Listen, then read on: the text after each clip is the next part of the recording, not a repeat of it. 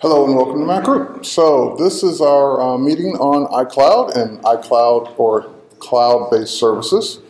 What I thought I'd do is, first of all, for those of you who are unfamiliar with what iCloud is, let's head over to the way Apple describes it. So iCloud, for those of you who go back far enough, you might remember MobileMe. iCloud replaced MobileMe. Before MobileMe, it was called .Mac, MobileMe, and what was the original name? iTools, exactly. So Apple has always had a cloud-based service, or at least for many, many, many years. And the current incarnation of it is called iCloud. Now, originally, the services were really just simply designed to sync contacts, calendars, email. I'm missing one. Contacts, calendars, email, and bookmarks, yes. Between your computer and your mobile device, whether it was an iPod back in the day or an iPhone. Now it has evolved into way more than that. And what I mean by that is if you look at their description, iCloud lets you access your music, photos, documents, and more from whatever device you're on. So what turned out to be this wireless way of syncing, just getting your contacts from one thing to another and getting your calendar from one thing to another, has really turned into getting more than just your productivity data over, but really documents and photos and other things as well. And making changes on one device replicates those changes throughout all your devices. So for example, if I add a new contact on my phone, when I get back to my computer, that contact's there. If I change a date on my calendar on my iPad, when I get back to my computer and my phone, that date has been changed. As a matter of fact, we look at these services now and pretty much take them for granted because they have, for the most part, worked well, especially over the last year or so. And trust me, MobileMe and especially .Mac have had rocky transitions. Trust me, there were times where people just wanted to kill the service or just destroy it because it was just so bad, or losing all your contacts or losing all your data. And so it's come a long way as far as being stable and as far as just simply working. I can't remember the last time I really had, or especially since it became iCloud, I haven't had a single issue. I mean, it's just really worked.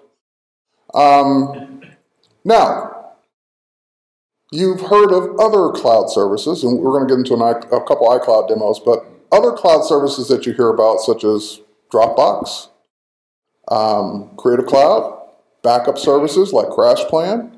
There are lots of variations of cloud services out there, all with their own benefits and things that maybe iCloud doesn't do or doesn't do as well.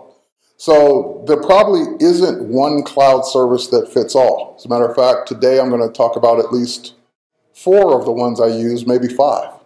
So I'm not just using iCloud, I use a bunch of different services because they don't all do the same thing. So let's start with iCloud. First thing is iCloud is actually a website. So if you go to iCloud.com, you can log in. If I'm not already logged in, I think I should be logged in. We'll see in a moment. iCloud.com will allow you to, nope, I'm not signed in.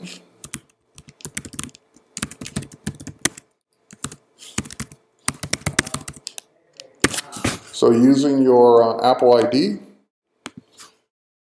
you can sign in and access the main things I talked about earlier. So your mail, your contacts, your calendar, notes, reminders. Those are the basic things that we've been accessing via this Apple Cloud service for years. But recently, Apple's done more than that. They've added in web versions of Pages, Numbers, and Keynote. So whether you're on a Mac, for example, and you're running Numbers, the actual application, or now, even if you're just on the website and you want to access your Numbers spreadsheet, you can do it right in the web, or via the mobile version on an iPad or an iPhone. And wherever you make any of those changes or create any spreadsheets, they will replicate throughout the other places. So for example, if I, here, let's launch Numbers. I'll launch the actual application, because this is one I use. And here, let's see if I go into one. We'll probably create a new one. Let's do a new document. And we'll make a blank one. And we'll say that this is going to be our, I'm just trying to make up a data example here. This will be our cookies. And we'll say 100, 135, 322, and whatever else I typed in. And now I want to summarize those. So we'll click our,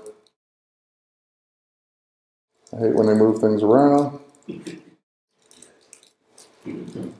have these nice buttons right up top. All right, where's my sum feature?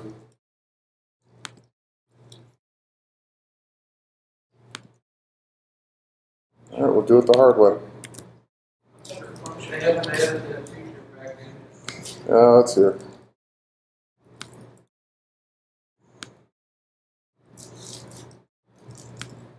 All right, I did it manually, but anyway, so there it is. So now I'm going to save it. And when I save it, I get a choice of saving it locally on my hard drive, nothing to do with the cloud. I can just keep it there as I would any other document. Or I get the ability to save it to iCloud. So I get a choice. So if I save it to iCloud, and we'll call it MGD example, it's being saved in two places. It is always being saved on my hard drive, so that if I'm offline, I can still work on the spreadsheet. But in the background, it's also being uploaded to iCloud, so that any changes that are made anywhere else will just sync up. So keep in mind, most of these services aren't just putting something in the cloud only. It's still more than likely on your hard drive for you to access when you're not online. So if I were to shut off the internet right now, I'd still keep working on the spreadsheet. The next time I turn the internet back on, it would sync up any changes. That's the way it works. So let's say we close it here. Hopefully I've given it enough time based on this internet connection. It's a pretty small document. Now I'm back on the web page. So if I go to numbers here, and it will launch, and it will start to show me my documents. And guess what? There's a document that just got created today at 3:14. And if I click on it, I'm actually loading up that spreadsheet on the web to be able to access it. And if I go make a change to one of the numbers, let's change this one to 200, it updated the total. So now it's 1101. So if I now close this, see the little thing spinning? That means it's syncing my changes back, updating one spreadsheet. And once that's done, then no matter where else I go and launch numbers, I'd be able to access that spreadsheet. So for example, let's go bring up something else here. Bring up the iPad. Numbers.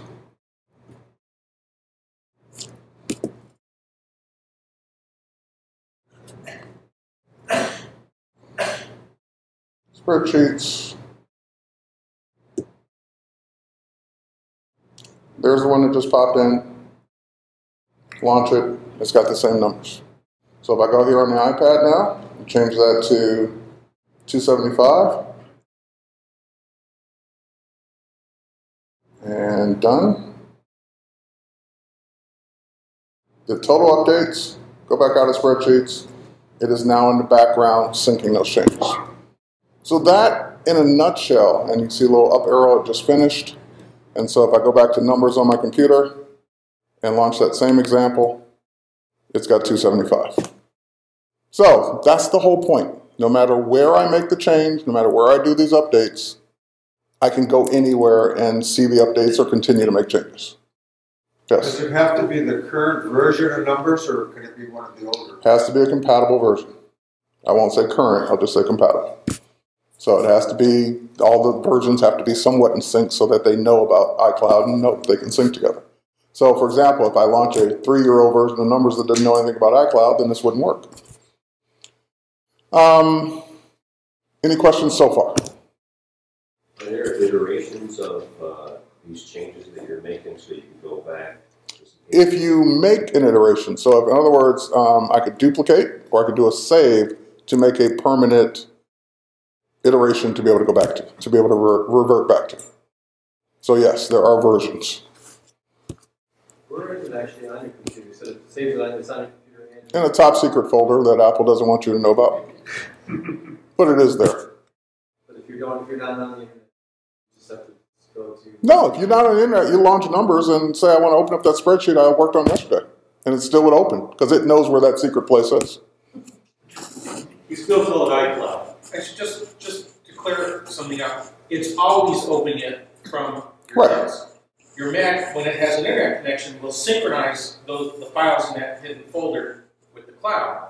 But when you're running an app on your Mac and say open this file from the cloud, it says, okay, open it from this folder that synchronizes with the cloud. That's all it is. So you're always running the one off your hard drive anyway. You may have just answered the question. On my 3 devices, my phone, my iPad, and my desktop, who's the boss? The cloud. And who's the employee?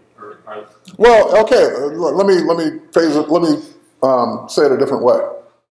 What if I'm offline and I make a change on my computer and I make a different change on the iPad? I change one to 300 and change the other one to 400. What's going to happen the next time those devices sync is on whichever one I'm on, I'm going to get a message that says, this document's been changed in 2 places. It'll even list the names of the devices and the times and say which one you want. Do you want the one that was made on the iPad or do you want the one you just made on the computer? So you have to decide which one is the most current or which one you're willing to give up the changes from if you went and made changes, 2 different sets of changes in 2 different places.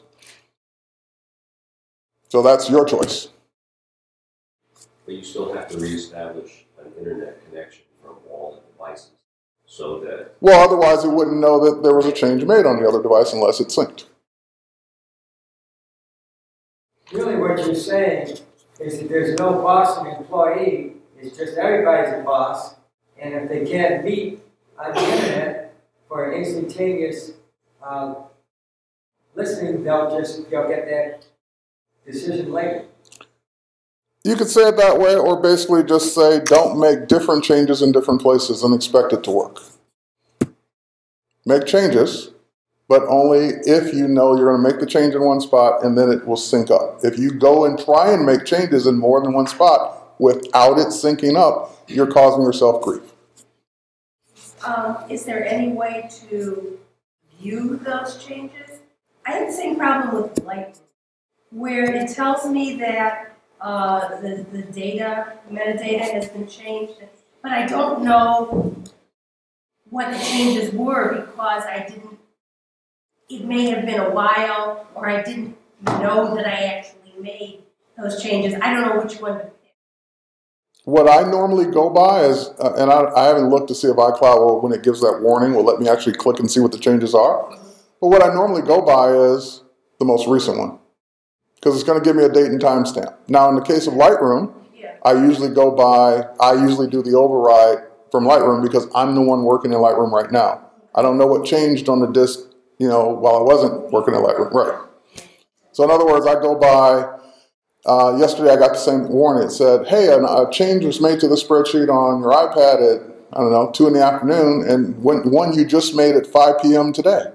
Well, guess which one I'm going to go with? The one I just made at 5 p.m. today, because I know I just typed in the most recent numbers on that one. So it's really not as much of a headache as we're making it out to be. Because more than likely, you know when you made the most recent changes and which ones would probably be the legit ones.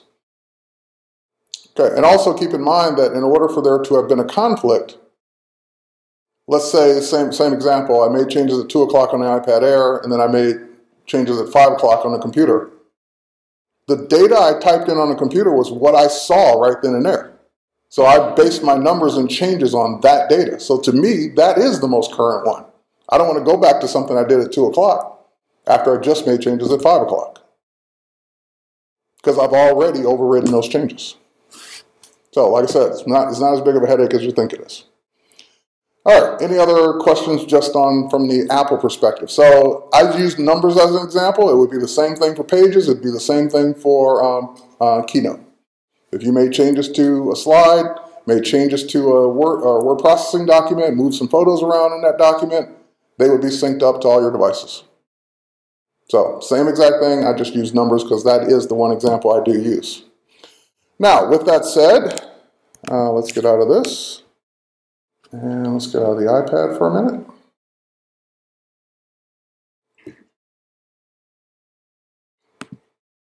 And like I said, the browser is fairly new as an example. Now, Apple also lets you sync up your photos. Now, oddly enough,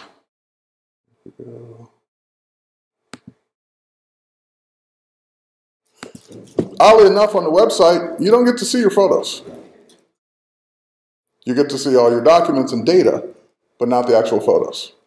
So the photo syncing happens between their various photo applications. So iPhoto, Aperture, the Photos app on your iOS devices, so photos on your iPad, iPod, or iPhone. And that is a function called Photo Stream. Apple TV too. And yes, an Apple TV, another device. So Photo Stream, when it first came out, I did not like it at all. Because when it first came out, it was all or nothing. You turned it on and all your photos, every photo you would take from that point on, got synced to everything, which I did not want. Or nothing. Turn it off and you get nothing. Since then, they've made some great strides. So now, for example, I should probably turn this back on. I still don't like the all aspect, but I do use, if I go to my settings here, and I go to iCloud,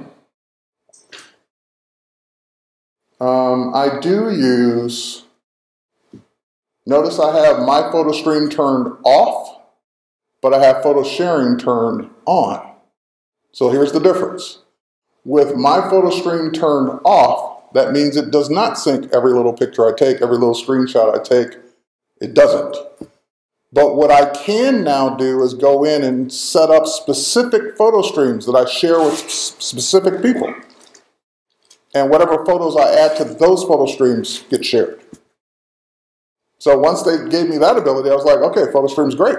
Because I don't want it on for everything, but I do like the sharing aspect of it. So I can go and specifically say, share these 10 pictures with these 5 people. Problem solved.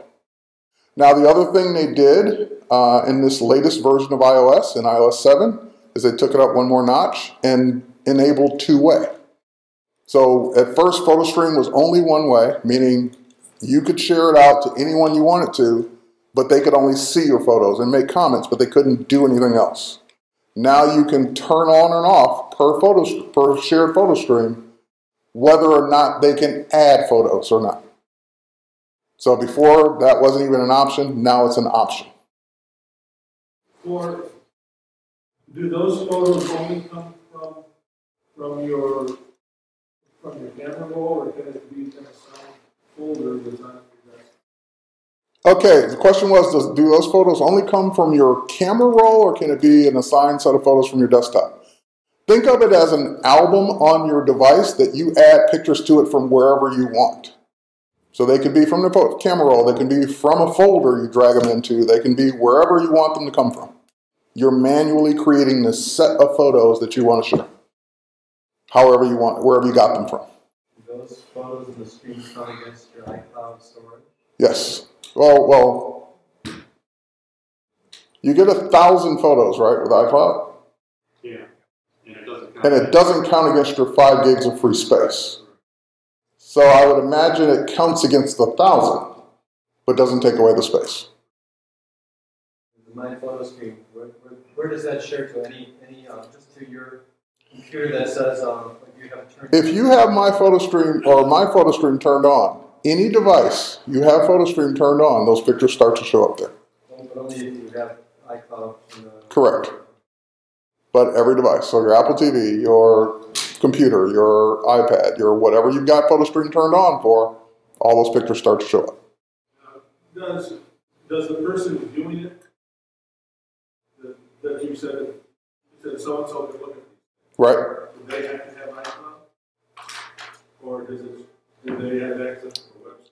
Well, okay, so the question was, if I want to share, let's say, 10 photos with 5 people, and one of those 5 people has no Apple devices, so therefore they don't even have iCloud, then there is a function in the shared photo stream to, you turn it on or off, make it a website as well.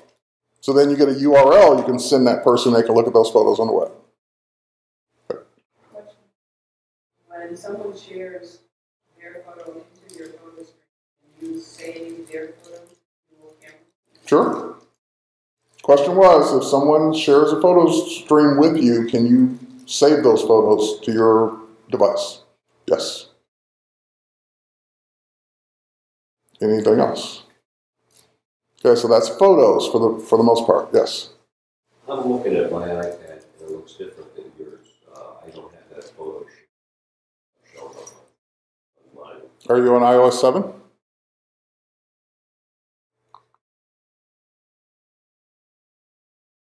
Okay. All right. So that's the way the photos work. And like I said before, I just had it off. I wouldn't use it at all. But now, I still don't want everything I ever shoot, syncing everywhere. But I do like the sharing specific things. People. Yep, I can show it. Okay, here we go.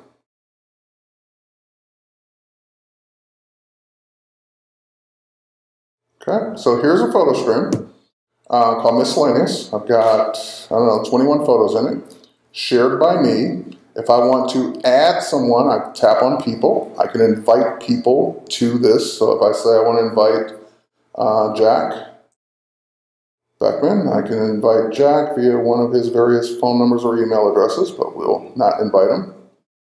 I can allow subscribers to post. That's the new feature, allowing people to add to it or not. If I want to share it with someone that doesn't have an iOS device, I can say make it a public website, and it will give me a custom link for that particular album. And I can have notifications pop up when someone is, or when something's changed or been added to it. So that's it. Now, if I want to add a picture to it, I can tap the plus sign. That was the part that wasn't working a minute ago. And I can add whichever pictures I want to add into it and say done. And maybe or maybe not it'll add those. Can those people you invited edit? What do you mean by edit? They can change a photo, scale it, or crop it. They can edit it on their own device, but they wouldn't be able to edit mine unless they edit their own and add a new one. So yes and no. So how do you go from that device, say, to your iPhone? Do that? Okay, question was, how do I go from this device to my iPhone? What did we just show with numbers? This is already on my iPhone. It's already in iPhoto. It's already everywhere. So the minute I make any changes to this shared photo stream, as long as I'm logged in with the same account, it's already doing it everywhere. I don't have to do anything else. That's originally why I set this particular photo stream up, because I wanted a place where I could just add pictures that would automatically be on my computer when I got home and would automatically be on another device when I picked it up. That was the whole point. So this particular photo stream isn't shared with anybody because it's just for me. All right. That holds just 1,000. That holds 1,000.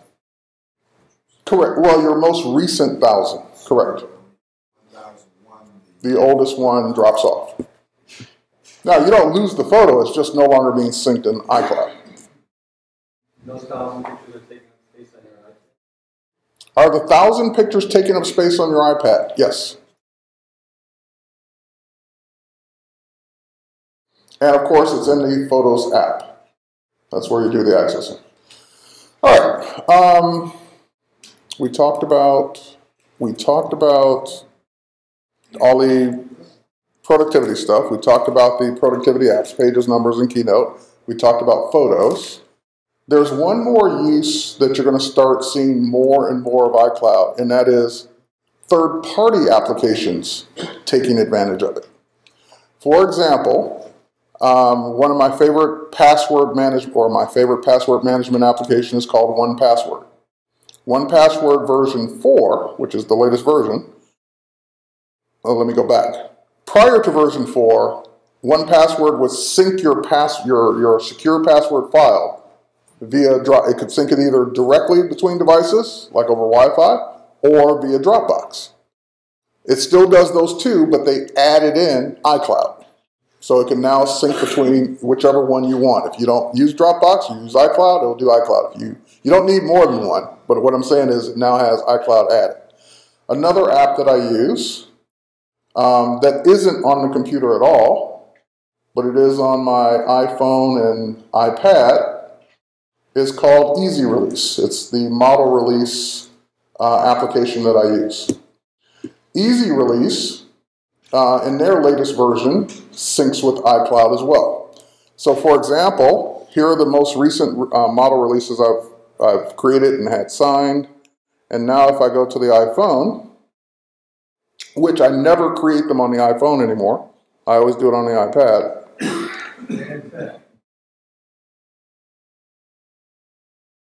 But if I go to Easy Release on the iPhone, How come you don't use that on your iPhone? because the iPad's bigger. It's easier to use. Now, if I were only out with my phone, then I'd use my phone. But usually I have the iPad handy. And as soon as the network catches up,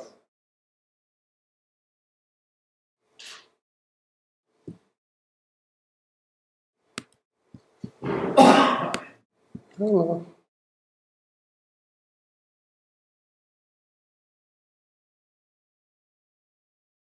Well, what I was going to show you, was waiting for that to catch up, is that they're on here as well. So these last 20 or so, I did not create on here, but they're syncing to this device from iCloud. So they were created on the iPad. The same app is on both devices, syncing the same data. Now,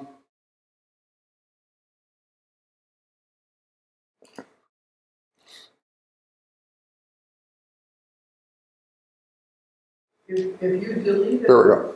if you had your devices synced, and you deleted a photo from one device, would it also delete on the other?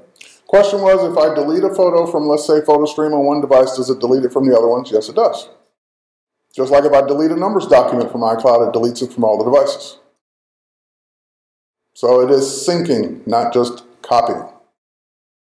Changes you make, deletions you make, additions you make are synced.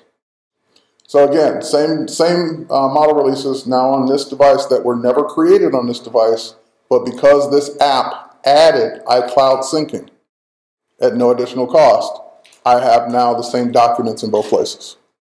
So if I were out with just my phone and need to pull up this release and send it to someone, I could, even though it wasn't created on the phone originally. Okay.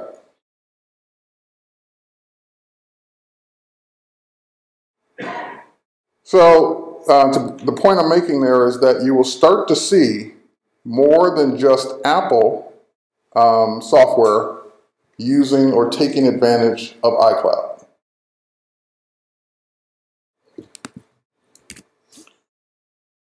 All right, next, music. So iTunes, as we know and love, let's see if I can do it.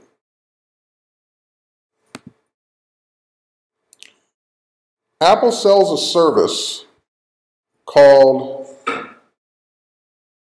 iTunes Match. It's right here. This is optional. You, of course, do not have to have iTunes Match. But if you do, what iTunes Match allows you to do, which this computer should already be added, but let's go ahead and play along.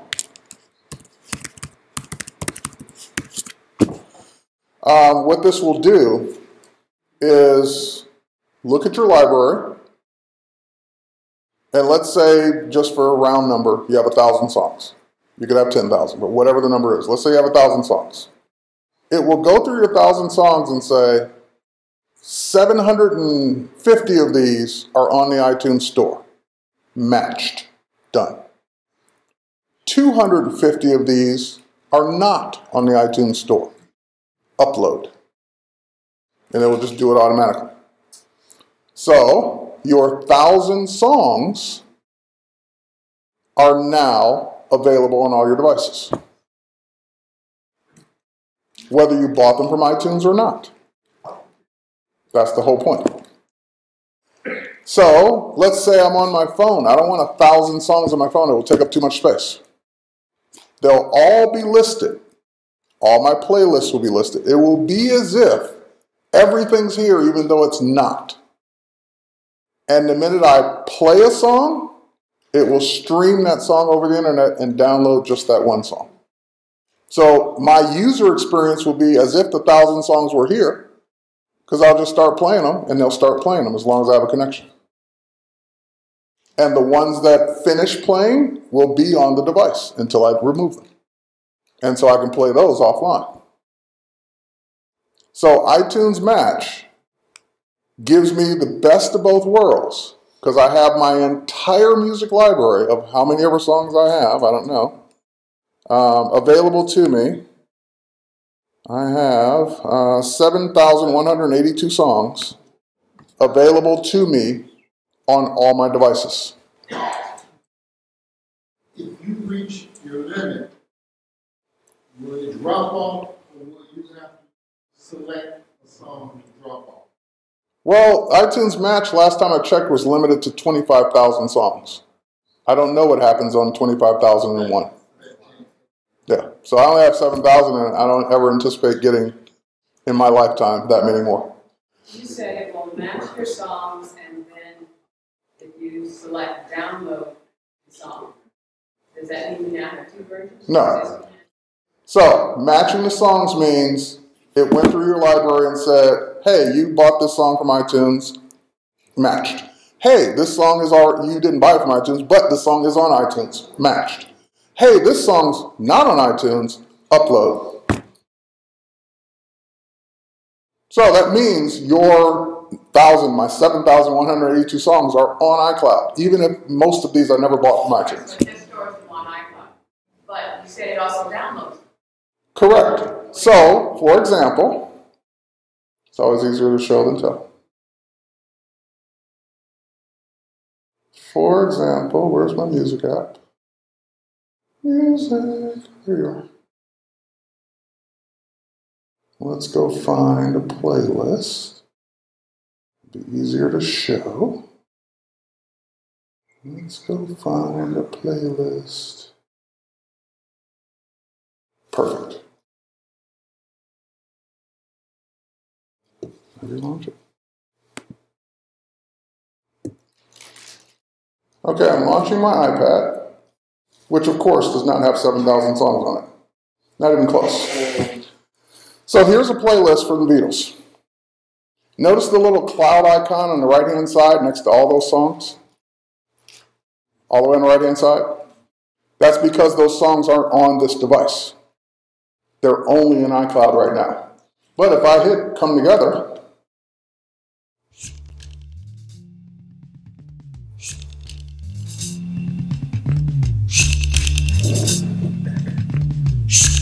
it's playing because it's streaming that song down now. When that song finishes playing, it's now on my device. So I can play it offline. It's not a duplicate. It was never there to begin with.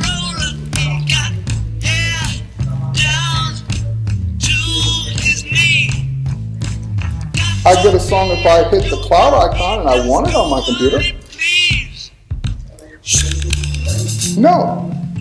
It's the same song. It's streaming unless you say download. And if you finish streaming, it is downloaded. One song, not two, not three. Where's the duplicate?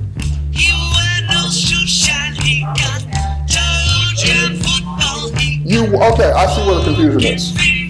She's saying, what she's thinking is, when you turn on iTunes Match, if you already had 30 songs on there, for example, do I now have 1,030? No. When you turn on iTunes Match, everything that was on your device is now gone and replaced with iTunes Match. So it wipes your device of songs and media that iTunes Match is going to now use. So I see the confusion. It's no duplicates. It's one or the other. What are you confused by? Okay. You indicated that on iTunes Match, the number of songs that could be there. 25,000. However, when you start downloading to your device, Yep. your device is limited. Correct. So what happens when you reach the limit on your device? Same thing as would happen now if you tried to sync too many songs to your device. It's going to tell you you're out of room. So does it drop? No, you're out of room. You manually tell it then what you want to get rid of and what you now want to put on it. So you have 10 gigs of songs, now you go to Match, now you've got 10 gigs of more space because these have been moved. Correct. Automatically moved to the cloud. Correct. So when you turn on iTunes Match on an iPod, iPad, iPhone, it says you had, I don't know, 500 songs. Those 500 songs are now no longer on your device. I'm giving you everything you have on iTunes Match. You can now download whatever you want. So if you want to download those same 500 songs back on there, you can. But they're not going to automatically be downloaded. It's up to you at that point. If I download them, then they then take room, take up Correct. room. Then they take up room just like they always did. Are you using a Wi-Fi connection? You can. You don't have to. This seems like a tremendously good thing because if you're not using it and all these songs are on your hard drive and you spend $1 a piece for them, all of a sudden $7,000 worth of songs die when your hard drive dies. Absolutely. But with this device, no problem. Put in a new hard drive, you've got them all right there. And that's 100% correct. That's another thing is that your songs are backed up. So if your computer dies and you set up a new one and turn on iTunes Match, you now have access to every song you've ever had, every playlist, everything, even if it was never backed up, which that should never happen. But anyway, go ahead. As long as you can hook up to the internet. If you're in the middle of nowhere and you don't get internet Well, connection. some things go without saying, yes. How much does this convenience cost? How much does this convenience cost? $25 a year. You cancel your subscription to the songs that were originally on your, that they got in it? If you cancel your iTunes Match subscription, the songs that were on your computer were always on your computer. It didn't delete them off your computer because you have plenty of hard drive space on your computer. We're only talking mobile devices that it deletes the songs from. So if you had those 7,000 songs are on my hard drive at home. So if I turn off iTunes Match and don't pay anymore, I still have my 7,000 songs on my computer. And I can go back to syncing them to my devices like I always did. Right, so it's I have iTunes Match, those are the Okay? so it doesn't work like that. Books, audiobooks. Audiobooks, okay. Audiobooks, movies, other things. Right now, iTunes Match is songs and music videos. That's it. It's not all the other stuff that iTunes can do. It's not books. It's not any of that other stuff. Now, with that said, Apple now has a purchased section in most of the store now. So if you bought a movie and you now go to one of your other devices that doesn't have that movie physically on it, you can download it to that device because you purchased it. So it's not iTunes Match per se, but it still gives you the ability to bring down that stuff that you bought through the store. What iTunes Match does is give you the stuff you bought in the store and your own stuff. I have a problem with audiobook. Yep. Downloading it with purchase. I got it on the iPhone. Didn't come down. I was talking to the bar and the store with nobody. I couldn't get it down either. I have another device. But what he said was it's possible with visual rights management. Maybe not some books or some material like movies available on the purchase site. So if you know what you have to do, I learned the hard way. You gotta connect iTunes through a computer that you should sync. You don't never be synced up. Download a new upgrade your phone or iPad. Okay. But iTunes Match is the $25 for the service, you still have to purchase the other songs. What other songs? The songs that aren't, I'm sorry, you're right, there are no other songs, they don't have. So, all right, got it. Okay, and so just are we clear on the match part? The match means 750 of my songs were on the store, matched. 250 were not on the store, never on the store, don't exist on the store, custom songs, my daughter's singing, whatever, uploaded. So I have my 1,000 at the end of the day. Even if the 250 iTunes never heard of. And I bought off CDs or I downloaded from the internet or made myself by singing or whatever, those songs are still part of iTunes Match. How much of this counts against paying for an iCloud storage? Well, since iTunes Match is a separate pay, it doesn't have anything to do with your other storage because you're paying separately for it. Therefore, you have your 25,000 songs. As an example, you went through how you download it, how it becomes part of your device. So, while we were sitting there, I just downloaded 2 songs, the songs you don't see clouds by now. Right. Suppose it was a special playlist for a special party and you're done with that party and I don't want it on my device anymore. How do you remove it? Just remove the playlist because iTunes Match is matching whatever you're doing just like Numbers did, just like everything else did on all your devices. I'm not going to delete any of my playlists, no. But you would delete a playlist. Just delete a playlist, right, just like you normally would. So, and that's, by the way, that's what really has always made the iPod special, Apple's music stuff special, is that all other devices before the iPod were just storing music. What made iTunes and iPod special back in the day were playlists. And playlists are part of this as well. So he just said, what if I create a Christmas party playlist? And in January 1, I don't need that playlist anymore. When I created it, it was available on all my devices. When I go delete it, it's off all my devices. So it's just like every other document that works in the cloud. You rearrange the songs in a playlist, they're rearranged everywhere. You add a new song to the playlist, it's added everywhere. Because it's the same playlist. You're just viewing it on all your devices.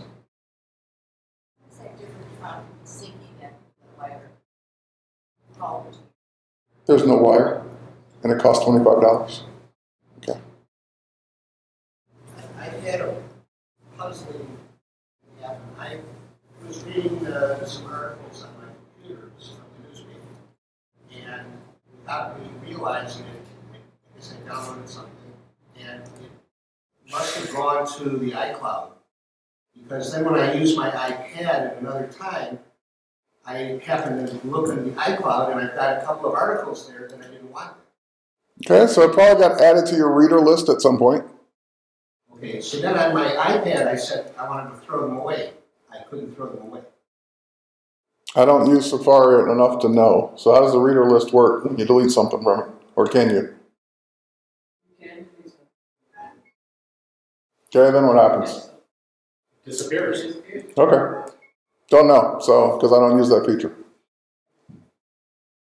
All right, any other music questions before I move off this? You were going to ask a question. Well, it's not exactly music. All right, I'll just, one part that might be, could you mention upload and download speeds? I didn't because it's going to vary for every single person in the room, so it doesn't matter what I say. Upload's a lot slower. Typically on most people's connections, but some people can have a very fast connection, so upload could be very fast. But keep in mind, if you've got a large iTunes library, when you turn on iTunes Match, be prepared to walk away. It's going to take a while. Because at first, even just in mine, even though it had already been turned on once, it scanned through everything first. That first time it scans through everything, it takes a while. Then it determines what it needs to upload, and then the upload takes a while. So when you turn it on, don't sit there thinking, oh, this will be done in 2 minutes, unless you have a very, very, very, very small music collection. Just walk away. Let it do it. Leave it overnight. I don't remember, but because I didn't sit there watching it. And it was going to take a while, so I just let it go. I mean, it was done in a day. I mean, maybe a few hours, but it did take time. Okay. When you invest in the cloud, does this hidden folder take up space on your hard drive?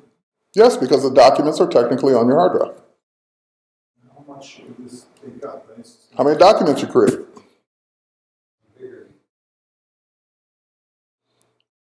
Space is all relative.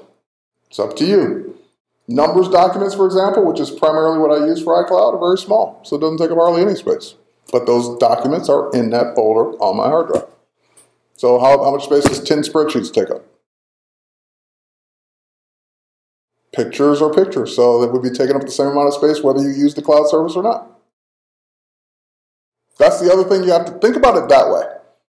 When you start thinking, how much is this taking up? Think about what it would take up if you didn't took the word cloud out of it. It's the same thing, because it's on your hard drive anyway.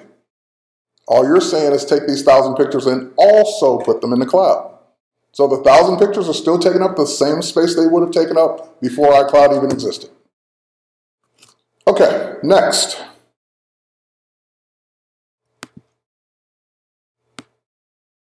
Does everyone have a better understanding of iCloud now? So iCloud, let's get into what you get.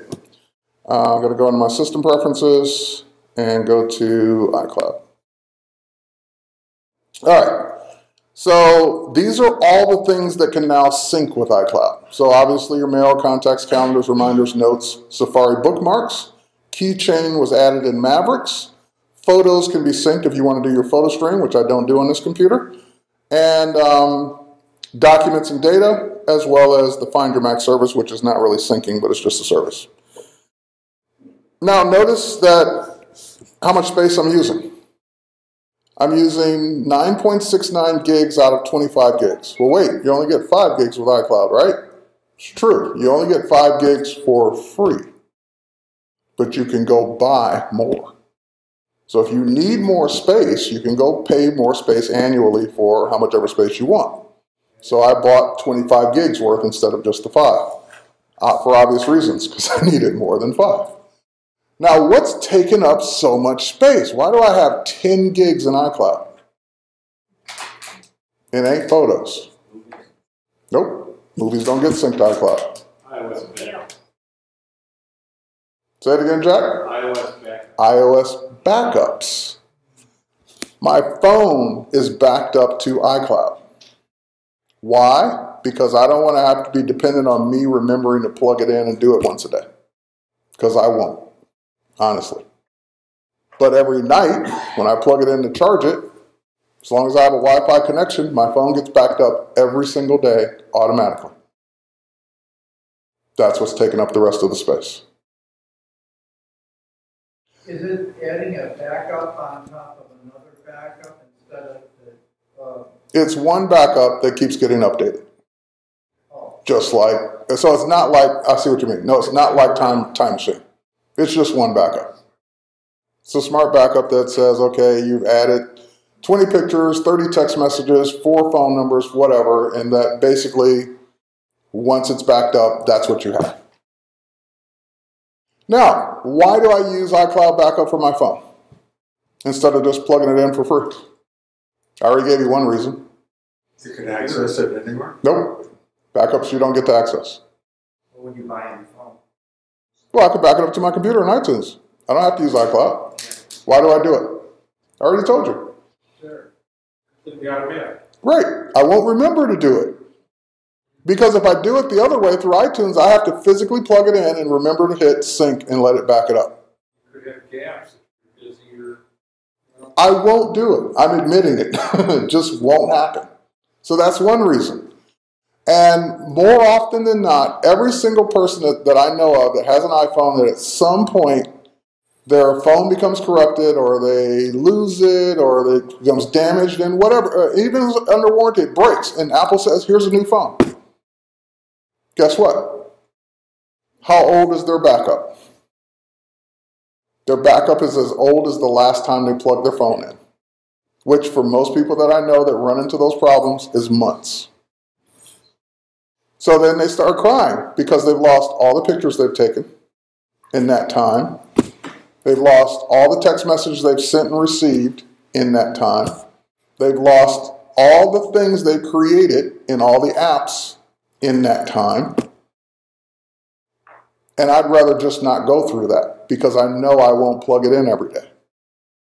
How much is the 25 gig charge for iPhone? I don't know, it's what, 40 bucks? Something like that. Someone can look it up. 20 gig. Yeah. 20 gig, right, added on to the 5. And I forget, I think it's like $40 for that a year. Yeah. Automatically they charge you. Well, they'll tell you that's coming up for renewal and you can stop it if you don't want it. Will it warn you when you get the maximum 5 years? Oh, yeah. Someone said my mail takes up as much room as my backups, and so I tried to delete old it was spam mail and all things. Like, why is mail take up? Mail usually takes up a lot of space when there are attachments. So now, I'm about to eliminate some space. I can almost guarantee, I can feel it. Because when I click on backups, oh no, okay, I thought it was something else. I was getting ready to say that there was an older phone in here, but I had already deleted it. So that's the other thing to remember, is that when you get a new device and you start backing up to iCloud, your old device backup will still be there, taking up space. So go into the Manage and click on it and delete it to get rid of the old one. But here are all the other applications that are using iCloud that I use. So they're all syncing their data to iCloud now. And of course, that's counting against your space. Now, luckily, most of these apps are very, very small. They don't take up that much data.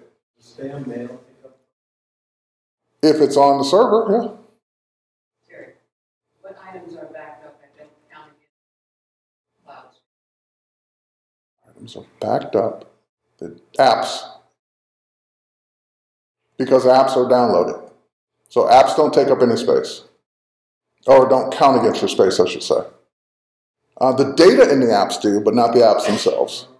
Contacts and galleries? Probably not, because they're synced. Well, they would count against your 5 gigs, though. There's some information that is not counted against your 5 gigs when you upload. Photos. The 1,000 photos aren't. Music probably isn't in my case because I use iTunes Match. I can't think of anything else. You'd have to look it up. So that is your storage, where to look for it, see how much you're using, and how to manage it. If you want to buy more, then go into your account details and you can see your upgrade options. So the price for an extra 10 gig is $20. Price for an extra 20 gig is $40. I didn't even know they had a 10 gig option, those devils. 50 gig option. Yeah, I want the 50 gig option, I just don't want to pay for it. I think when you first look, it has 20. Yeah? Yeah, it doesn't show it right away. Again, so you gotta look for the 10. Of course. They don't want you to get They don't want you to get the one you need. They want to get the one that's more expensive. Got it. Okay. I know that you're a crash plan guy, Yep, and we're going to go over that. and, well, I didn't want to go specifically over crash plan per se, but the question I wanted to ask is, you do or do not back up your iPhone and your iPad to your computer? iPad, computer, yes. iPhone, no. Well, let me back up. iPad, when I sync, obviously it backs it up, which isn't every day.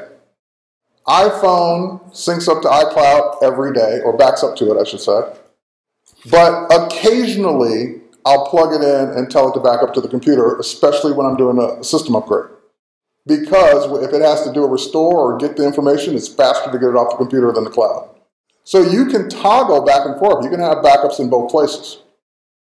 And sometimes I do manually tell it to back up to the computer, but certainly not on a regular basis. Which also gives you the extra option of, it's also in your crash plan.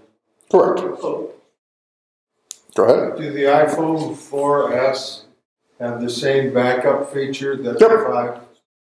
So any iPhone that can run, no, it doesn't even have to be 7, 6 would have the ability to back up, because I was backing up before 7. Okay, let's move on, because again, we kind of pretty much covered all the major bases of iCloud. Now let's talk about other services. Let's talk about Dropbox. Dropbox is geared more towards syncing any kind of documents. So for example, in order for me to sync something to iCloud, either the application has to know about iCloud and be able to save to it, or I have to go find a magical secret place to go put the document in, and it's not really supported, so I don't do it.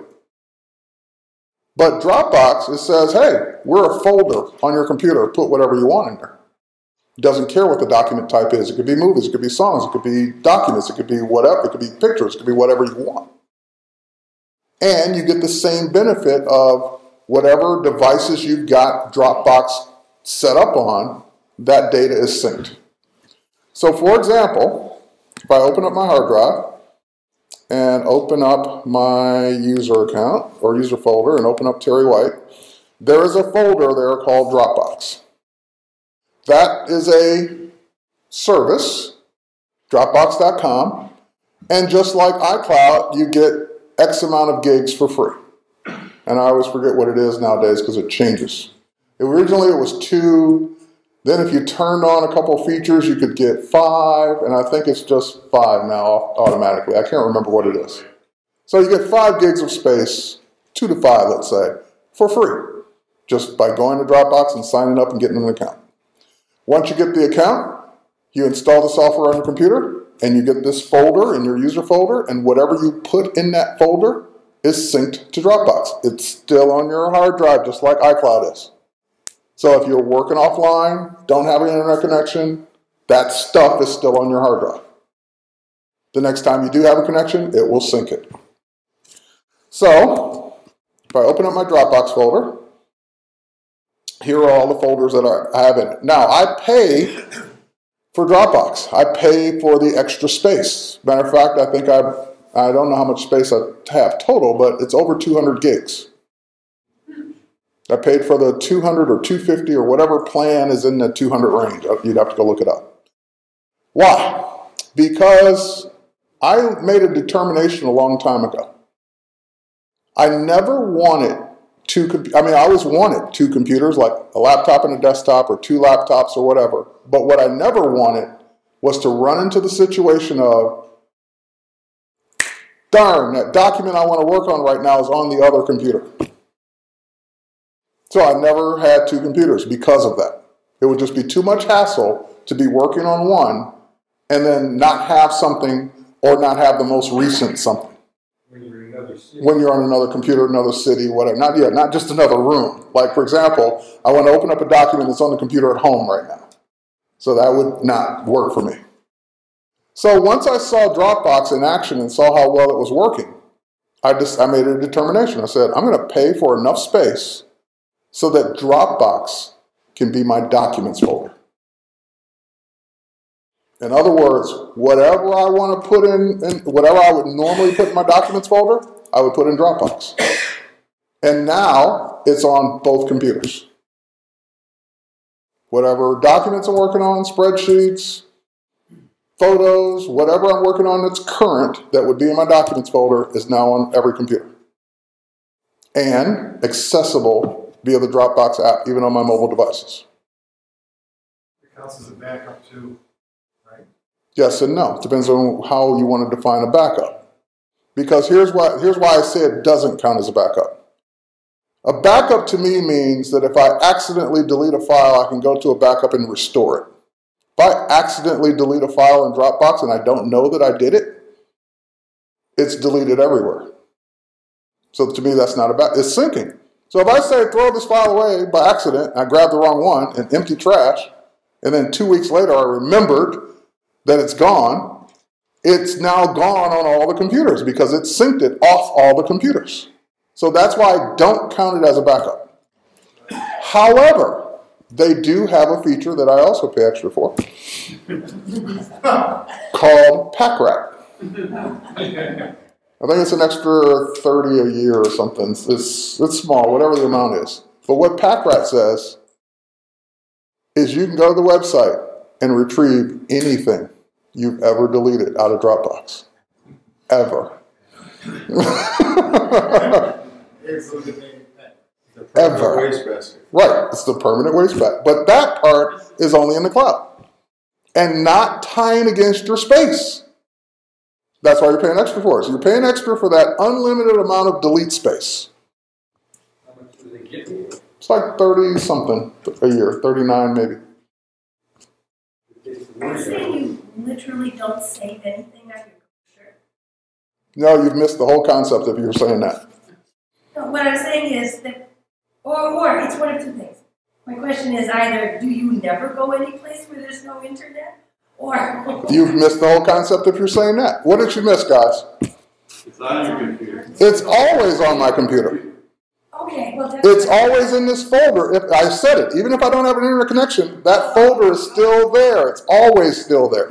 Same thing with iCloud. The data is always on your computer. So you just have access to the rest. Correct. So if I lost internet connection for 2 days, everything that's in this folder is still in this folder. I just wouldn't be syncing any changes for 2 days. If you deleted some files from the Dropbox, would that free up more space? Sure. This question was, if you delete files out of your Dropbox, let's say you have 5 gigs and you delete a gig, now you have 4 gigs. So you would be able to have an extra gig of stuff you could put back in. We have concerns about security. Okay, we're going to get to a whole security thing in a minute. Yep. One thing you can do with Dropbox, if you have, you're using the free Dropbox, is you can recommend it to your friends. And you send them an email with a link, and every friend you recommend, you'll get half a gig additional added. Yes, they have a referral program. Most of the services do. And, and if anybody here wants to get into Dropbox, find one of your friends that already has Dropbox and get them to refer you, because at least somebody ought to get the benefit out of it. Exactly. So what he's basically saying is if you know someone with Dropbox and you want to sign up, even for a free one, you and the friend get more free space because you both signed up kind of with a referral thing. So even if neither one of you pay, you'll both get additional space because one person referred the next. To a limit, like whatever the limit is, which I've already hit. I forget where it is. It's on the website, but I believe it might be 15 gigs. All right. 60. Yeah, whatever that limit is, I've referred enough people to hit it. To add to that, while we're waiting for you, Yep. if you have friends who have signed up and you get free space, if you do eventually buy space from Dropbox, you still retain the free space. They give you 100 gigs plus the free space. I have a question as to if you could maybe talk about how you would work on a file with a client in Dropbox. Okay. That's another benefit of Dropbox is that you can do that exact thing. So, all right, so let's do a save as. Let's save this image I just worked on. And I'm going to save it 2 ways. I'm going to save it into my main Dropbox folder as a PSD, so I'll have all the layers and be able to open it and work on it. And I'm also going to save it as a JPEG, or a PNG actually. All right, ping and save. And yes, and we'll close it. Okay, so there are the 2 files, even though one's giving me some kind of weird error. Okay, it just finished, and they just finished syncing. So now, if I were to drive home and open up the other computer, I'd have 2 new files in my Dropbox folder. Or Also on the hard drive. Yes, it would be on both hard drives. So the easiest thing for you to remember is that it's never in the cloud only. It's always on your hard drive.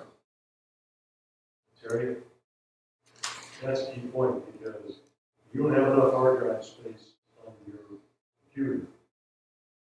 You're running into a challenge trying to save everything. Correct. All right, and as soon as this app updates, we should see the two. Oh, you know what? They wouldn't be here, they'd be here. And they're already updated. So that was just launching the iPad, going to the Dropbox app on the iPad, and tapping on the image I just uploaded. And there it is. Or I shouldn't say uploaded, it's synced. Now, here's the thing about Dropbox. That image, those images, let's say that PSD was a gig. It is on my hard drive, taking up a gig of space. It is on Dropbox, taking up a gig of space. But it is not on my iPad taking up a gig of space because I may not have that much room. So things in Dropbox that show on the iPad or iPhone or whatever show until you download them to that device. So I have access to the 200 gigs worth of stuff that's in my Dropbox, but it's not on here taking up 200 gigs worth of space like it is on my hard drive because this doesn't have that kind of room. So they're smart about what they let you access via the mobile apps because mobile devices don't have the kind of storage your hard drive has. So I can see anything, and when I tap on it, I can say download it to this device and let me work on it. When you download it and work on it, what page is updating? Can you save it and then have it disappear? You can put it back in Dropbox and then delete it off the device, sure. Okay. I got a sleazy question. Sleazy? Yes. All right. So you got 200 gig in Dropbox, right? Yep. You're paying $30 to have it forever. I can take it out of the trash. Right. So if I dump the entire 200 gig into the trash, I already see where this is going. It's not going to end well, but go on. Now we have another 200 gigs. I have another 200 gigs free, and I can go back and reference the 200 that's in the trash. Sure. Okay, just sleazy quick. Yeah. Stay out of the trash. Sure, you can go back and retrieve any of those 200 gigs worth of files if you want to go through that. I wouldn't want to go through it, but I just... Yeah, but yeah, you can. So you can edit on your iPad? Depends on what it is. Where would I put what? Where would you put it after you retrieve it? Well, that's what I said. Depends on what it is. So for example, if I say this JPEG, I now want to, by the way you would retrieve it would be a star. So if I tap the little star icon in the upper right-hand corner, I'm saying make that a favorite, which means keep it on the device. If I now want to work on it, it has to be something compatible to work on it with on the device. So a JPEG can be opened in lots of things on an iPad. So if I say open in, it will export it and then let me open it up in any app I have that can open up JPEGs. I have a question. Once I open it, make the changes, save it in that app, then that app would have to have the ability to open in Dropbox to be able to put it back. I receive files from time to time, attachments, say it will instruct me, you can open this in Dropbox. Of course, it'll have a file extension that totally alien to me. So I'll take it, put it in Dropbox. And Dropbox can't or doesn't do anything with it. I don't know where to go from there. What it says when an app says you can open up that weird document in Dropbox, all it says is, hey, Dropbox can pretty much open anything. Because all it means is it's just going to put it in your Dropbox folder. That's all that means. That's all it does. It's not opening it, it's just saying I will transfer it to Dropbox for you. Then you still need something to edit it with, just like I would still need something to edit a JPEG with. Dropbox is just a folder, a container. It's not an editor. And it can display various formats just like it's displaying a JPEG. So it can display a Word document, it can display a PDF, it can display all the things that iOS can already display. because that's just built in. But is Dropbox doing that, or is the application device you're using? Yes. Depends on what you did. If I just tap on it in Dropbox, then Dropbox is displaying it if it can. If it can't, and I say open in, and there's something that can open it, then that app is displaying it. So it depends. All right. Do you store any of your numbers documents in Dropbox? So you can use an iCloud, or use it keeping all your documents? So I'm not storing my numbers documents in iCloud because they're in iCloud. I mean, I'm not storing Dropbox because they're in iCloud. Because that way, why not just store everything? Again, why not just store everything? Question was, why not just store everything in Dropbox? Why use iCloud at all? The only reason I would store things in iCloud is for the sake of the apps themselves. So for example, my iPad can open up directly from iCloud in Numbers and work on something. Whereas Dropbox, it would take me 2 to 3 or 4 more steps to do it.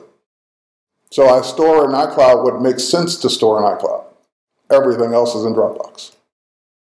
So I got a question earlier. Let me go ahead and tackle that one. And that is, what if I want to work with a client? So I'm going to create a new folder in Dropbox. New folder, and I'm going to call it Work with Client. Now, that folder is just an empty folder at this point, just like any other empty folder on your hard drive. If I right-click on it, I will get the Dropbox menu that says Share a link, a download link, so someone could download this folder, view it on Dropbox, or share the folder. So when I say share the folder, that will take me over to Dropbox and now allow me to, on the web, and now allow me to put in email addresses of whoever I want to send this to, or share this with, I should say. Let's say I share it with 3 people. So now there are 4 of us, me and 3 other people. This folder will appear in their Dropbox folder. All 4 of us will have the Work with Client folder in our Dropboxes. All 4 of us will have whatever's in that folder synced to our hard drives. All 4 of us will be able to open, provided we have the right applications, whatever's in that folder and save. What if only 3 of you have a Dropbox and one of you is a new employee? The 4th person that doesn't have Dropbox is going to get an email saying, hey, someone shared something with Dropbox, you need to go create an account to do it. And the 3 other people are going to get the same email, they would just click to add it, because they already have accounts. So that's how you'd work with a client. Now that creates more of an interesting conflict situation than iCloud ever would. Because we all have, let's say, a Word document. We all have the Word document on our hard drives in that folder. We all have our own copy of it because it's synced it to all 4 computers. We could all 4 open it at the same time, and all 4 make 4 different sets of changes to it at the same time and hit save. And we're all 4 going to get messages saying, hey, this has been changed 4 different ways. What do you want to do? Good luck. It doesn't take the last click and say that's based on time and say this is the final. No. Because it's been changed 2 different ways by 2 different people. Yeah. It doesn't go chronologically. This one was saved first. Because then it would start overriding other people's stuff. That wouldn't be good. Even worse. If I decide, oh, I don't need that file anymore, and I delete it, guess what? Everybody else loses it too. Right. Because it's syncing it across 4 computers. Whatever happens to it on 4 computers. So if one person says, we don't need this anymore, I'm going to vote for all of us, and deletes it, it's then deleted out of the other 3 folders too. So there's a difference in syncing and collaboration. Right. Now, luckily, Dropbox, now I told you I subscribe or pay for pack rat. Luckily, Dropbox does have a limited undelete feature. And in the case of Jack deleting that file, we're going to all get a little pop-up message that says, you know, MacGroup Word or Pages document was removed from the folder. At that point, you can click to keep your copy of it. He wouldn't have it anymore. No one else would have it anymore, but you'd be able to keep it if you wanted it. On your device? On your computer, on your folder, in your hard drive. just moved it out of that. Same thing, it counts as being deleted. I don't care if he deleted or moved it, it's deleted as on mine. No, while they're still, let's say the file is still in on. Yep. I take the file out of the folder, put it somewhere else on my hard drive, Mhm. and everybody else deletes, or someone deletes the file in the folder. If I copy it out. Whoever got rid of it first. If you copied it, of course you still have a copy. But if someone like deleted it before you moved it, then it's going to disappear. As long as I copy it. As long as you copied it first, yes. Okay. That's what I'm saying, is you're working with a client or something. In other words, you make a change to, let's say, a document, and he gets it, and then he changes it, and changes yours. Wouldn't it be better for you to take it off of there, let's say it's a photo even, and just make all your changes on your own hard drive, and give it to him, so you have a copy, and you can't. Or ask them to change the name. Okay. So, if you're worried about collaborating with a client that could delete, change that you don't want to change, do anything else, then by all means, keep your own copy not in the folder. Simple as that. Put the one in the folder that that person can mess with. You keep your copy not in the folder that the person can't mess with. It's that easy. Are there any tools similar to Dropbox that allow collaboration as opposed to? I'm sure there are, none that I use. Okay, so that's shared folder. Now, I can share something without giving the person that kind of access to it. I can put something in a folder. Here, actually, no, I don't have to put it in a folder. Let's go back to the MacGroup example. I want to give this ping file to everyone in the room, but it's too large to email. Right-click, share link. When I say share a link just got copied to my clipboard, and I can now bring up my email and paste in that link. And anyone I send that email to, they would get the ability to download the file. They're not changing mine, they're downloading their own copy. From Dropbox? From Dropbox. There is no locking it up. You're downloading a copy. You're not touching mine. Do they have to have Dropbox? They don't have to have Dropbox to use that link. Of course, if you pull it out of that folder, that link does, right? Correct. If you change, move, delete the file, whatever, then of course the link doesn't work anymore because the file's gone. So there's two ways to work with people. You don't have to share a folder. You can just share a file and they download the file and that has nothing to do with your file. They're downloading a copy. Got it? Got it. Got it. Oh, I thought I heard a question. Okay. Any other questions on? No. By the way, your files can be accessed via the web, even if you're not at your computer. You can log on to Dropbox via a website and do the same things we talked about before. I could download a file, share a file. I could be on your computer as long as you give me access to the web, log into Dropbox, get whatever I need, download it to your hard drive. So I don't have to do it from the folder or from a mobile device. I can also do anything from the web. Got it? And if you see something with a little double people icon, that means that folder's shared. Those little check marks in there, you got those yellow check marks. One's on the folder, Terry, or the document. Oh, that meant that they were synced. The green check mark means that this has been synced. Now, let's say I delete the ping file. Gone. So Dropbox will, there's a little icon up here somewhere, which I can't see. But anyway, there will be a little icon up there that says it's been removed. And it's been removed from here. So now I accidentally deleted the file. It's gone. It's gone off all the other hard drives. It's gone off the web because it's not here anymore. The ping file's gone. It's gone off the iPad. Unless I saved a copy to the iPad, it's gone from everywhere because that's what syncing does. But notice that there's a little trash can. Show deleted files. So if I say show deleted files, there it is. restore, or permanent delete.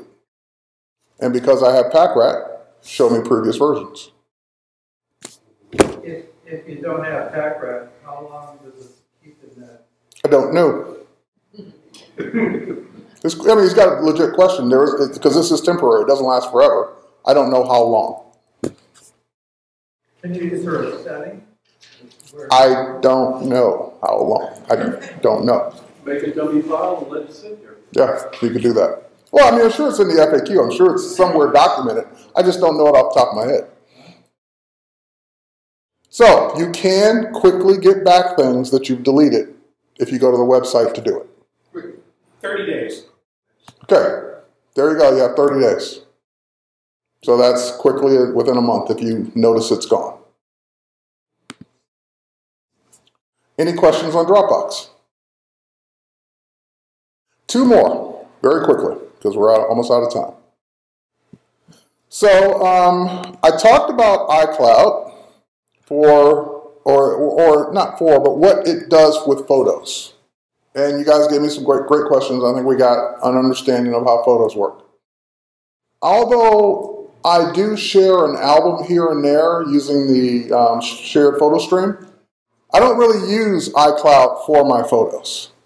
Number 1, because it's limited to the 1,000. Number 2, I don't just use Apple software. I don't use iPhoto at all. I don't use, or hardly at all.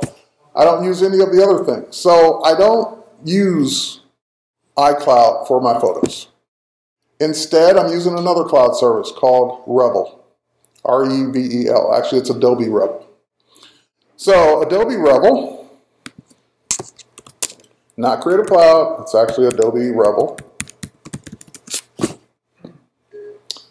it's really aimed at consumers, but it is it's a photo cloud service. So what it allows you to do is you can sign up for free, you can do a 30-day trial, and during that 30-day trial, you have the ability to upload an unlimited number of photos.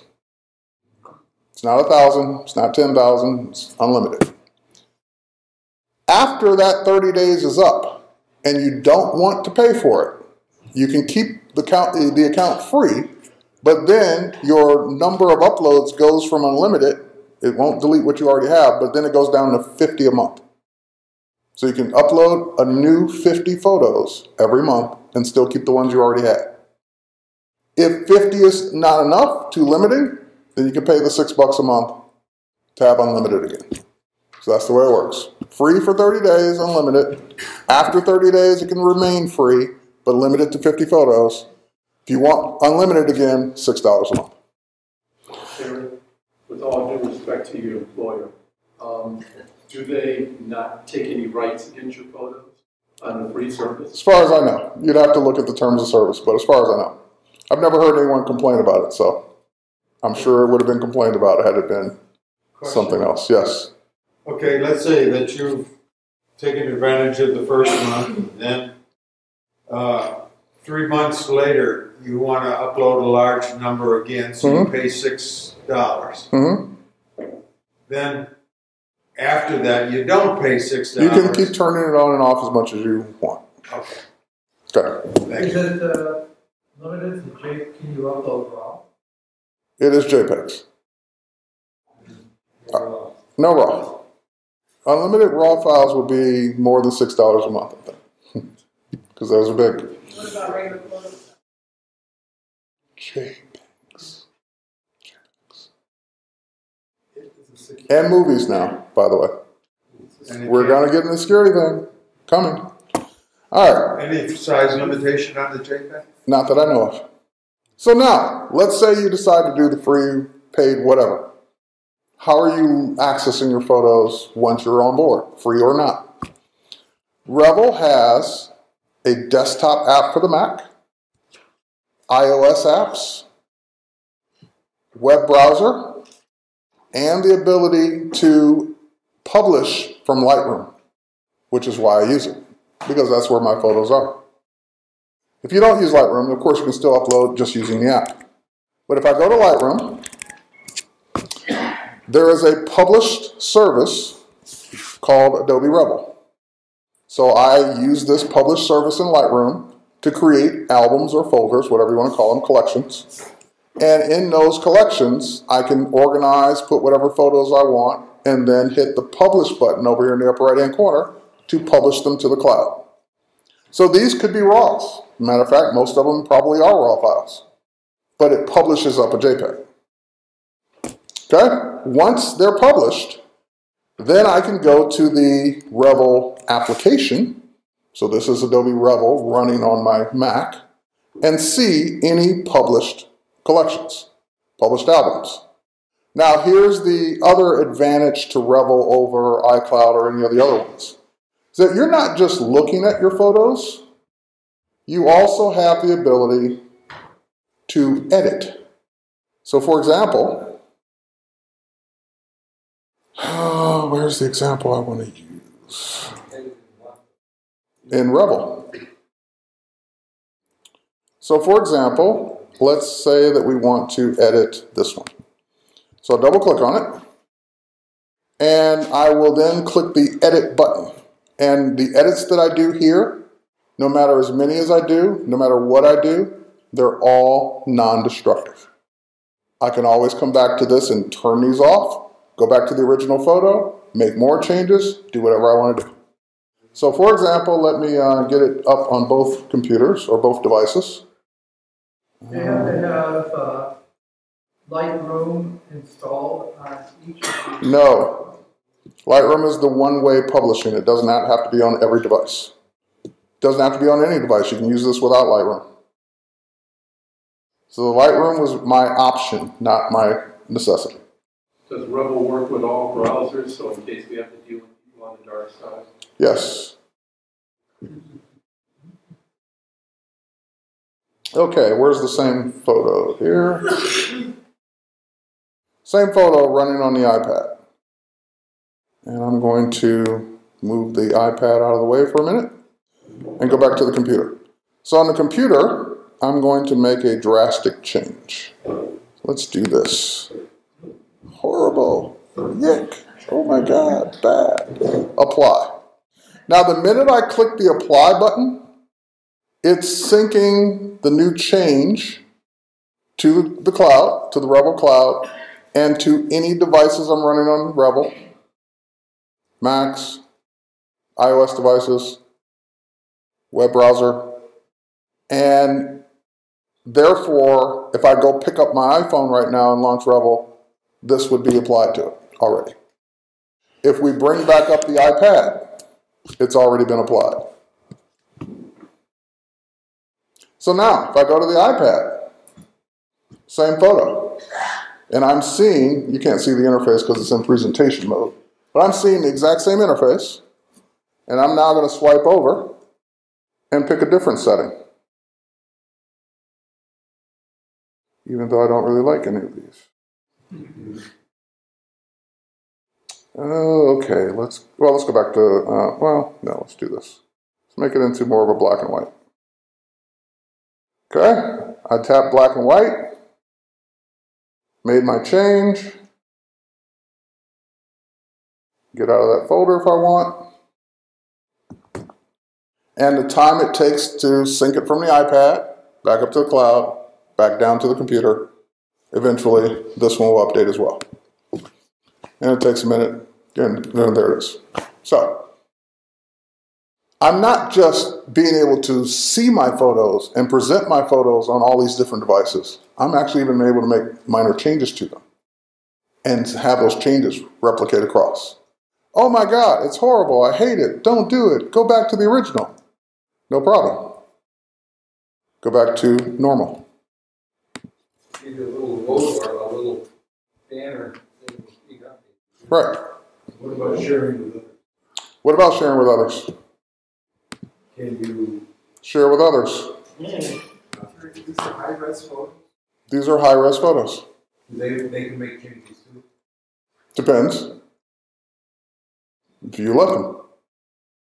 I guess on your D4 or on this 1DX, and then shooting in large, the same megapixel amount is raw.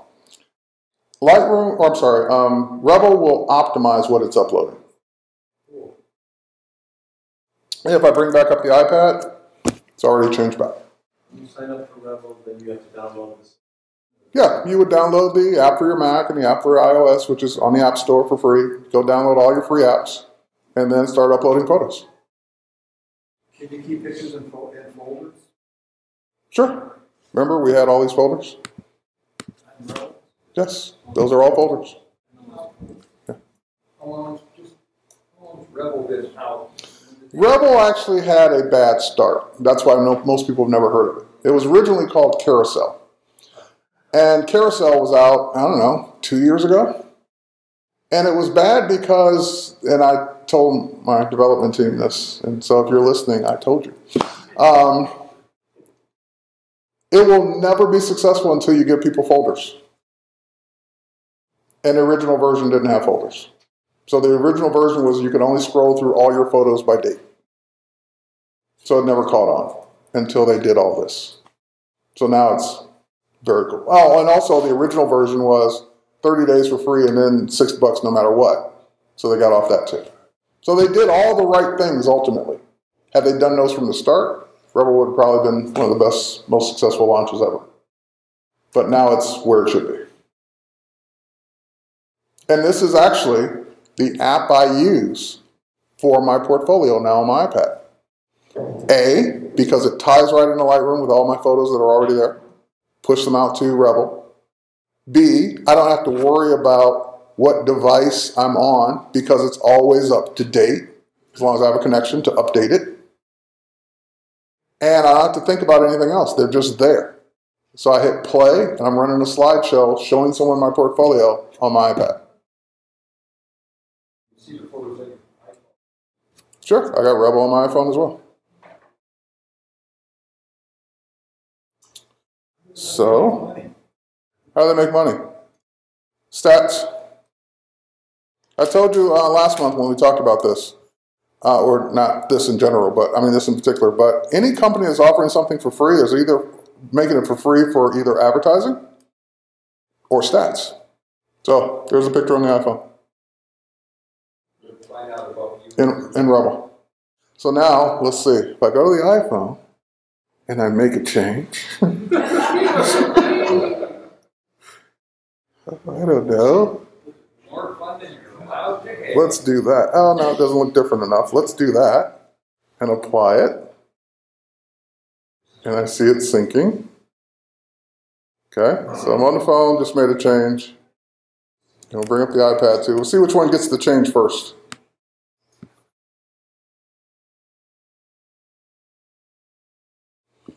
All right, we'll wait. But anyway, that's Rebel. So the last one that we'll talk about while we're waiting for this to update, because it's just going to update, is off-site backup. In addition, okay, so the iPad got the update first. In addition to your regular backups. I mean, everyone, I hope, is doing regular backups. You're doing Time Machine, you're doing something, I hope, every single day, every single hour, whatever you got Time Machine set up to do. And the computer just got it. So same change made across all three devices, this time from the iPhone first. But your backup is only as good as something not happening to the physical hardware. So for example, my sister's home was broken into maybe 3 years ago. And they only took her laptop. Her laptop was sitting on a small desk, just like this one. There was a digital camera sitting there, an iPod sitting there, and a hard drive on the floor. That was her backup. Took the laptop, ran. Didn't even grab the other two things that would have been just as easy to grab. Luckily for her, they didn't take the hard drive. Because if they'd taken the hard drive too, then what good is having a backup? Computer's gone, you get a new computer, but you can't get new data. Well, you will get new data by force. You'll be making new data from now on. But the point is, had that happened, or had someone's home burned down, or been burglarized, or flooded, or any of these major catastrophes that we don't want to happen, but do you really want to add insult to injury by the major catastrophe happening and you lost the backup too? So, off-site backup could be just as simple as rotating a hard drive between you and a neighbor, between you and a family member, between you and your safe deposit box at the bank. Because Mac OS now lets you have multiple time machine backup hard drives. So I could say every week I'm going to rotate the drive, take the drive that's connected now, take it over to my sister's house, she gives me hers, and so now we both have off-site backups. I plug in the second drive that I went and picked up from her, not her drive, but my drive, picked up my second drive, plug it in, my drive number one, we'll call it, is over at her house. So if something happens to my house, I could always go back a week and go get that drive. So if nothing else, at a minimum, you should be doing that. Whether it's a person's home, safe deposit box, or whatever, have 2 time machine hard drives that you rotate between. And how often you rotate depends on how often or how much time you think you can lose. Can you lose a week's worth of work? Can you lose a month's worth of work? Can you lose a year's worth of work? That will determine how often you rotate. If the answer is no, can't lose a week, then you need something better than that.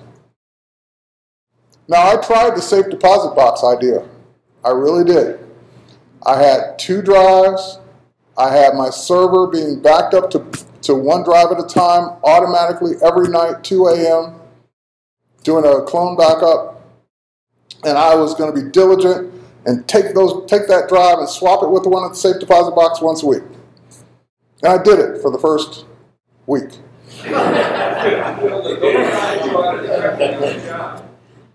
And then it became, oh, I didn't get to it this week. Okay, it'll be fine next week.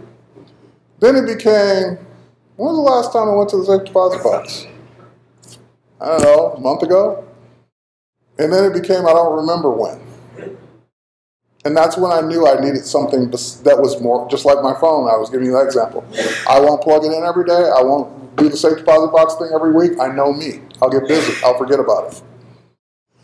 So I signed up for Crash Plan. By the way, let me just fix this real quick, because otherwise I will die. There we go. Let's go back to normal, then we can get out of this. Okay. So I went with a company called Crash Plan. That wasn't my first choice, actually. My first choice, what's the other popular one? Carbonite. Carbonite, Mosey. Carbonite. Okay, I went with Carbonite first. And Carbonite was, they had a silly rule that made me, I did the trial, and once I saw how the trial worked, I did not sign up. The silly rule was, on a Mac, if you had an external hard drive, you couldn't back it up. You could only back up your internal hard drive. Exactly. And my point was with them is if I'm paying you for X amount of data, let's say a terabyte, where do you care where it comes from? Whether it's my internal drive or external drive. So that was their fake limit. They didn't want to say that you really get a terabyte. They really only wanted to say what you had on your internal drive. So I didn't like that practice. So I dumped them immediately and went to another company. I tried Crash Plan. Crash Plan is unlimited. Well, they have an unlimited plan.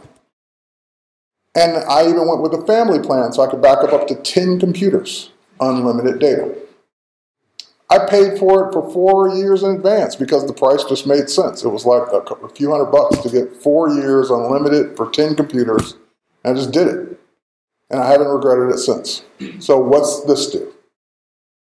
Number one, once you sign up, you download their software. You install it on the Mac or Macs that you want to back up. Once it's installed and once it's set up, you can then tell it what folders or drives or whatever you want backed up to their cloud service. So I thought about that. Wouldn't you just want the whole computer? Nah. Because remember, this is not your daily backup, this is disaster recovery backup. This means something major happened in your world, and you really are really concerned about the data. So I didn't back up my system folder, didn't back up my applications folder, didn't back up the things that were easily replaced. I backed up the things that weren't replaceable.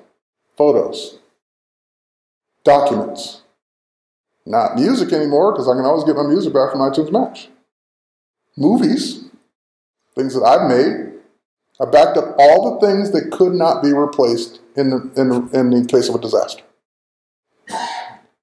And it backs up continuously, or you could schedule it in the background. You can throttle it down, tell it how much internet speed to use, whatever you want to do. So it took for it to back up my server, which had back then maybe a terabyte. It took 2 months to back up because I had it set to only do it at night and not to take up all the bandwidth. It took 2 months to do it. Did I care that it took 2 months? No. I already have a backup that's going every hour. I already have one in the safe deposit box, granted not current, but it is there. So this would have been worst case possible scenario. Something happened in that 2 months that I couldn't go to the safe deposit box and get that one or whatever. So I didn't care that it took 2 months. I just let it do its thing. 2 months later, everything that was on that server, all my photos, everything that I've ever had in the world that I've ever created was now on CrashPlan. So if something happened majorly in my world, I'd be able to go to CrashPlan and get the stuff back. Yeah, as long as, like any service, as long as you're paying for it. Now, let's say that major thing happened, and maybe it took 2 months to upload, and maybe it would only take a month to download, because download speeds are faster. I can't wait a month to get everything back after a major disaster. So CrashPlan, for an optional fee, will send you back everything on a hard drive overnight. So they will say, hey, sorry that happened to you, pay us, whatever it is, $100, and we'll send you a hard drive with all your stuff on it. Plug in the hard drive, away you go. So for me, that was the insurance over the things that I cannot afford to lose. And guess what, guys? We're in this digital world forever now. Every photo you take is digital. Everything you create is digital. Everything you now do is digital. And if something happens, you'll lose it forever. And I'm backup paranoid. Now, CrashPlan obviously is an app that runs on your Mac. They even have an iOS version. And you can go and look at any backup files and download them directly to your device. You can also go to another computer and sign into CrashPlan and download things from the website. So you don't even need the app. It doesn't even have to be your computer. Calvin, you've been waiting patiently. No big deal. The other goofy thing about CrashPlan too is like when we were talking about storing data off-site at a different location. If I'm not mistaken, I haven't done it yet, CrashPlan will allow you to designate another computer somewhere else, it could be over your home Joe's house, and have it back up from your machine to that machine. Yes, that is one of their other features. So if you say, hey, I don't trust you, CrashPlan, I don't want my stuff on your servers. Fine, put it on someone else's computer that you know in another location. And just back up directly to that computer over the internet without having to carry drives back and forth. So now let's get into my thing on security for the last few minutes. Nothing is secure. All right, we're done. Now, let me elaborate. As a company that I work for is painfully aware of, any company can be hacked. Most companies have been hacked, including Apple, multiple times. So your data is not secure anywhere. Now, as scary as that sounds, most of you will never be the victim of data fraud, data loss from that point. But let's say you're the kind of person that says, I don't trust any of this stuff. I don't want to be in the cloud. I'm not going to upload anything. I'm not going to do anything. I don't want my information lost. I don't want anything stolen. Never going to do anything. Then I'm going to ask you, do you have a credit card? Do you have a bank account? Do you have anything, any kind of service? Do you have a loan? Well, guess what? If you answer yes to any of those questions, your stuff's already in the cloud. You think your bank's not using the internet? Or your doctor. Your doctor's not using the internet? You think your files are in someone's file cabinet? So, think about that for a minute. You could say, I'm never going to do anything that Terry showed today, but your stuff's already online, whether you like it or not. Were you ever secure? No. Anything that can be built on that. No. I was going to bring up an example as a photo. Let's see if I can find it. Tom Cruise.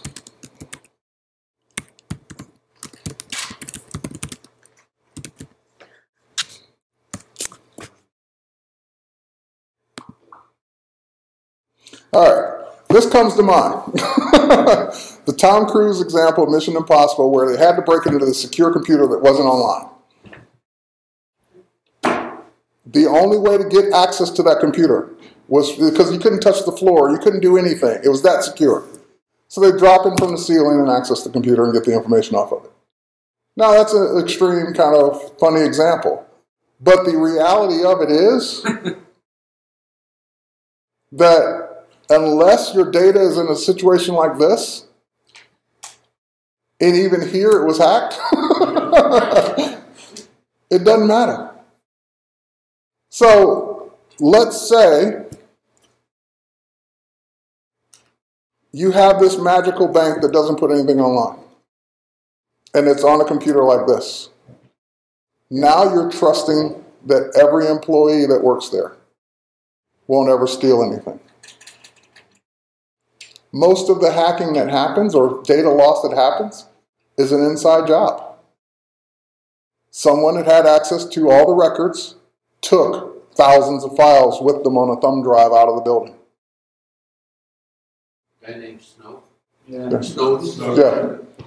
So again, we could talk security all day long. You could tell me all the things you're doing and what you're not going to do and what you're not going to use and what you're not going to put online and what you're not going to do. And at the end of the day, your stuff's out there as long as you do any kind of business with anyone. The bigger question is, what do you got that somebody really wants? Right. There's that. Social security. But they can't get all that. Right. Go ahead. Do you use watermarks? Do I use watermarks? Watermark, like digimarks? No. So you just something put on a web, you go. Well, I have it copyrighted. Okay, but My biggest dream is that some company will download one of my images, a big company, and use it. I can't wait for that day to happen. That would be a dream come true. okay. Thursday. Come on up. Yeah. All right. So, did you guys learn anything today? Yes. Now, I will say the one thing that you can do to help your security. Most hacks are not done because some super smart person broke into a computer system that no one else could break into. Most information that's stolen is stolen because the person gave it to them. Phishing schemes, click here, log in here, we lost your password, please sign in again.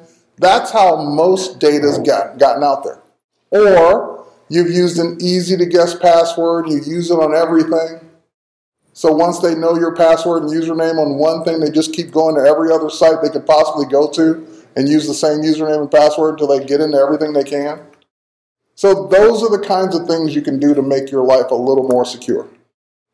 Don't click on anything in an email, even if it looks legit. Go to the site, log on yourself. Don't use the same easy-to-guess password on everything you do. Don't have an easy-to-guess password in the first place. Don't use your email as your username if you can avoid it. Make up a username if the site allows it. So do all of the things that you can do from that standpoint to be more secure. And the last one that I'll say on security is the one that I used to use a long time ago. For the people this was back in the days when internet shopping first started. And people were concerned about putting their credit card in a web form. And I would ask them, have you ever been to a restaurant? Yeah. Were you paid by credit card? Well, sure. You handed it to someone that walked away with it. Yep. And stayed away for a few minutes. Yep. And came back and gave it to you. And said thank you. Right. See you next month. You weren't concerned about that. You have to write it down, they hit it on the. Yeah, they have a copy of it. They don't have to write it down. They have a copy of it with your signature now. So, again, security. Don't fall into the trap of thinking that if I don't do any of this, I'm secure. What's that password? It's not a company, it's an application. It's called 1Password. The number 1 password. Numeral 1.